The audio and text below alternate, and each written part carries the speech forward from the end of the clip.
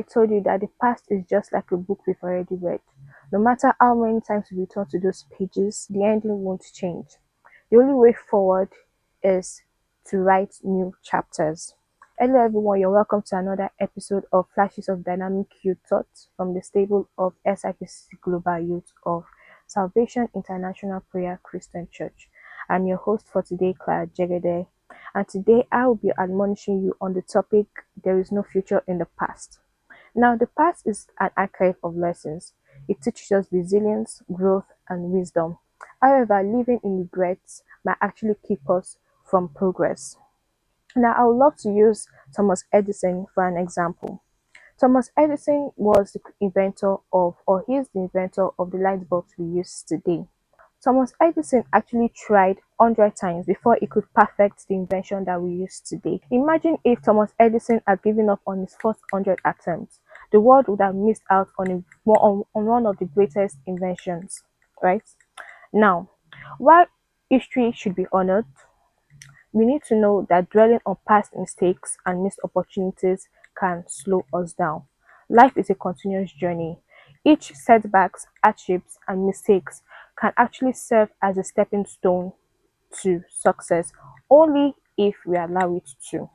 I also love to use another example, and that is Nelson Mandela. Nelson Mandela endured 27 years in prison. Yet, he didn't allow bitterness and vengeance to be his focus.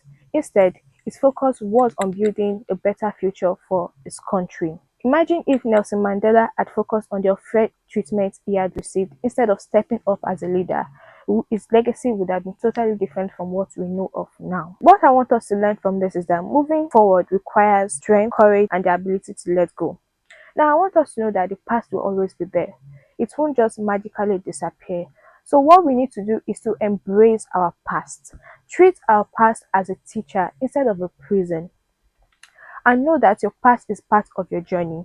So you just need to learn from it. What I want us to get from what I've said is that there is no future in the past. Instead, the future is created in our present through our choices, our actions, and our visions. It's about learning the lessons that the past has to offer and then using that knowledge to build our future. I hope you enjoyed today's episode, and I hope you're able to learn one or two things from today's episode, and I hope you'll be able to use what I have said today for your own benefit.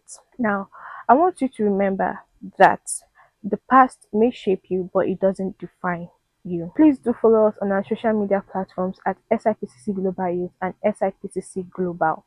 And also shout out to our partners, View Radio. And please do also follow them on all their social media platforms at View Radio and on Facebook at View Radio Media.